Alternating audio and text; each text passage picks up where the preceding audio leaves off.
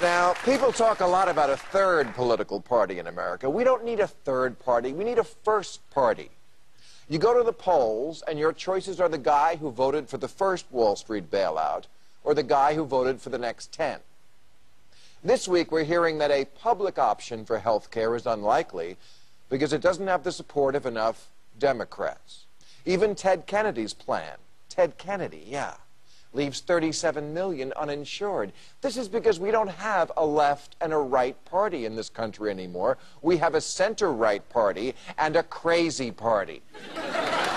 And over the last 30-odd years, Democrats have moved to the right, and the right has moved into a mental hospital.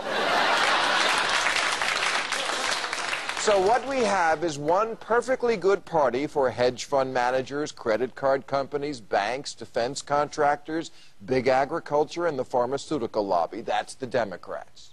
And they sit across the aisle from a small group of religious lunatics, flat earthers, and Civil War reenactors who mostly communicate by AM radio and call themselves the Republicans, and who actually worry that Obama is a socialist. Socialist? He's not even a liberal. I know he's not, because he's on TV.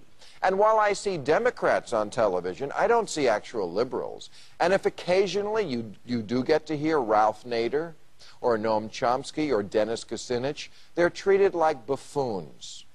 Okay, these are not three of the world's most charismatic men, but then nobody's going to confuse Newt Gingrich for Zac Efron.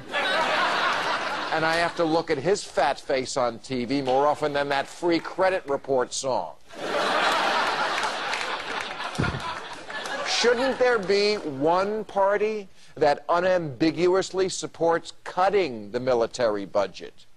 A party that is straight up in favor of gun control, gay marriage, higher taxes on the rich, universal health care, legalizing pot,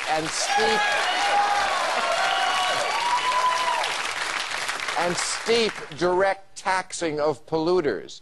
These aren't radical ideas. A majority of Americans are either already for them or would be if they were properly argued and defended. And what we need is an actual progressive party to represent the millions of Americans who aren't being served by the Democrats. Because bottom line, Democrats are the new Republicans.